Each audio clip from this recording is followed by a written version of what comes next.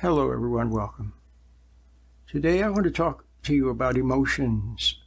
I want you to realize that what emotion really means is disobedience. Disobedience to the inner world of good from your Creator. We were meant to respond only to God, even as plants respond to the sun. Your life, your purpose, your identity, everything should come to you from your Creator. And when it does, then you'll know how to respond to situations and to people on the outside. You will get your cue from your Creator. You will know what to do, and it will flow from you effortlessly, and you will do good, and you won't even know that you're doing good. You will say the right thing, and you won't even know where it came from. All you know is that you are constantly wanting to do the right thing, and you are attentive to delicate inner guidance from your Creator on a moment-by-moment basis. And then when a situation arises, you're not tempted to react to it. You don't come unglued. So let's talk about how emotion arises. First of all, it arises through a lack of faith.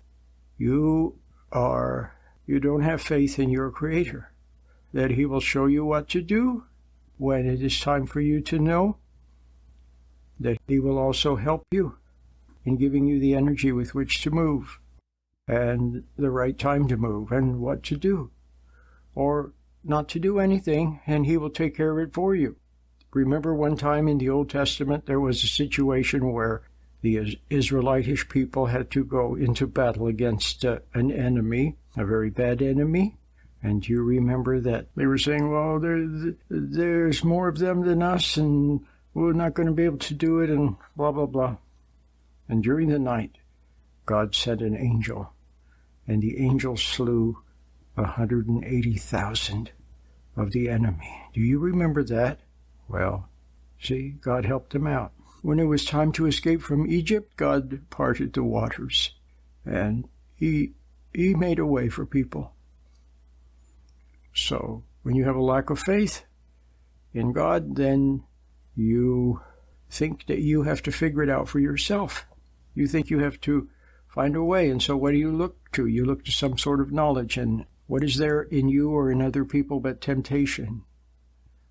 And it suggests a way, doesn't it? It suggests in your mind. And so you do what it says, and what's the result? It's never any good. So how is emotion connected to this? Well, it's connected in that when you come unglued, or when you think you have to do something, then you respond to temptation, and then you have to have some sort of power to do it. You have to move, in other words. You have to move your hands and your arms, and you have to speak. And the energy for that comes from emotion. It's a kind of an excitement that galvanizes the body, and then you move under the influence of emotion. Do you see? Now, another source of emotion is that you make something too important.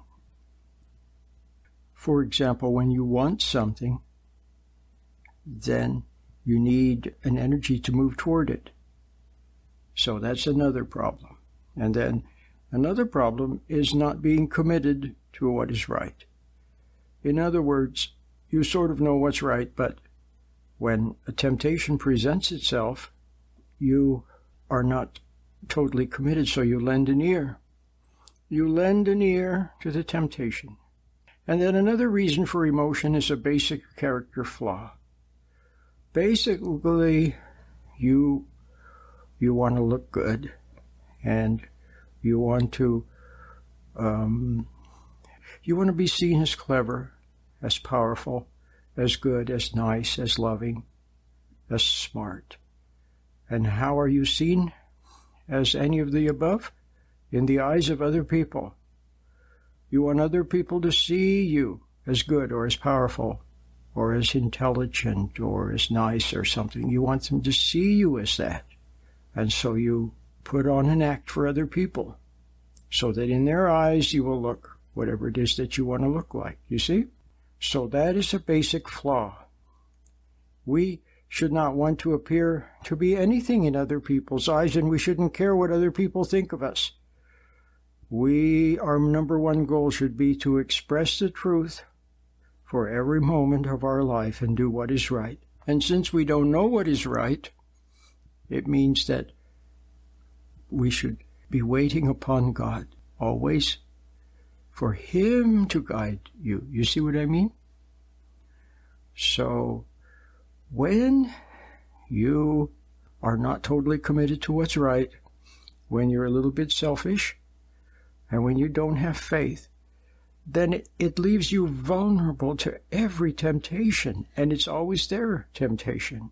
It's always there. And it's in other people, but it's also in your mind. It talks to you. And it suggests all kinds of things, doesn't it? And lots of times you don't go along with it because the things it suggests are just plain rotten. And you wouldn't want to do them. But some of the things, it seems plausible perhaps, or it seems like it might work, and so you try it. But it's temptation. So really what you're doing is responding to temptation all the time. In other people or in your mind. And that response, see, you either respond to God or you respond to temptation. You either wait upon God so that you're ready and willing, you're at the ready to respond to what you know in your heart, to intuitive guidance, to wordless guidance from within, or you respond to something else.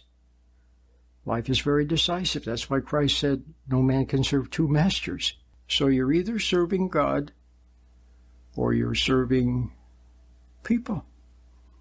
And when you're serving people, in other words, you're doing for them so that they'll see you as good or nice or whatever, then you have this flaw where you want to please people.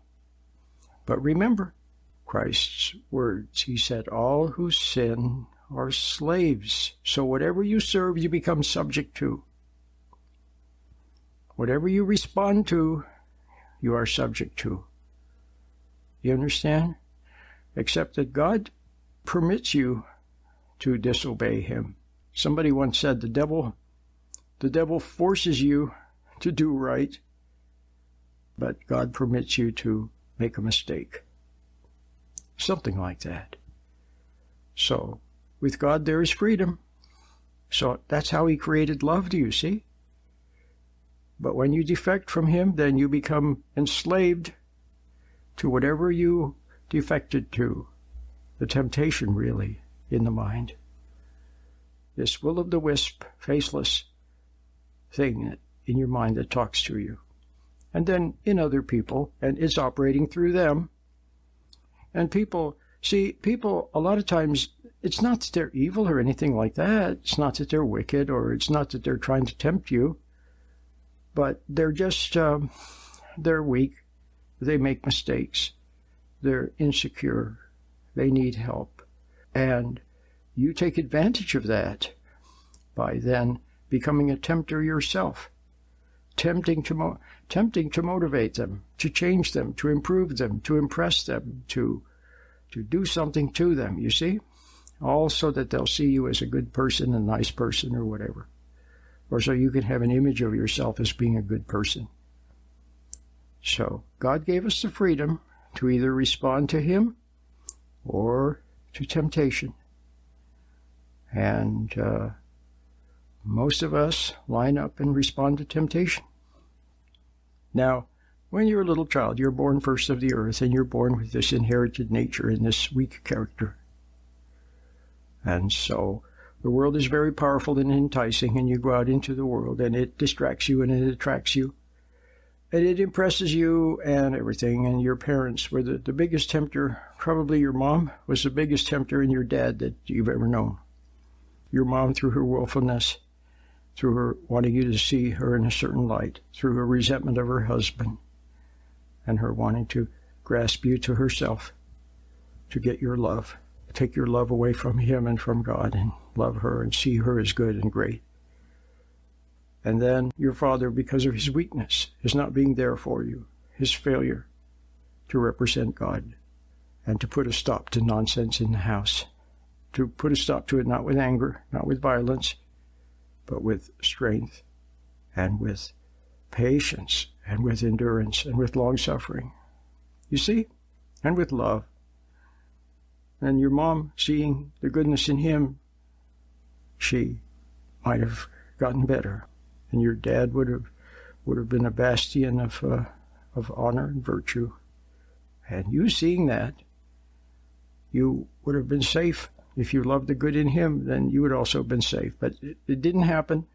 So now you went out in the world looking for love, and you fell for all kinds of temptations. And then you became super vulnerable to temptation in your mind. And you still are. What do you think all these dark thoughts are and these negative thoughts and so on? What do you think those are? Those are temptation, that's all. But you're vulnerable to them now because you fell away from God. But luckily, there's a way back.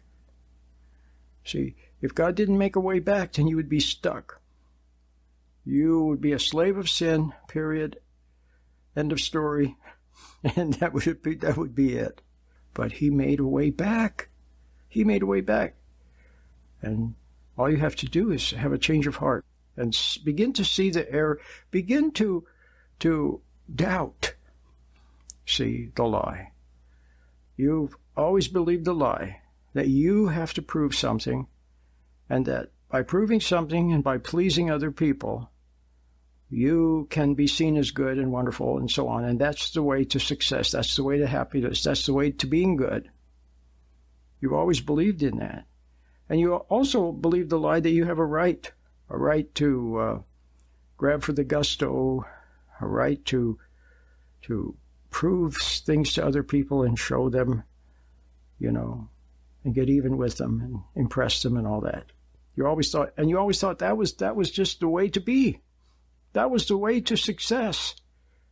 And so now you see people, on these shows on television where somebody gets in front of some judges and sings or dances for them, and then the judges judge them, and the audience claps and applauds. And see, that's what we think is the way to success. And as long as you believe that, as long as you can't disbelieve it, and as long as you think you have the right, when temptation comes along and there it is, and you think you have the right, and temptation whispers to you, well, nobody will know, nobody cares, everybody's doing it, then you won't be able to resist the temptation.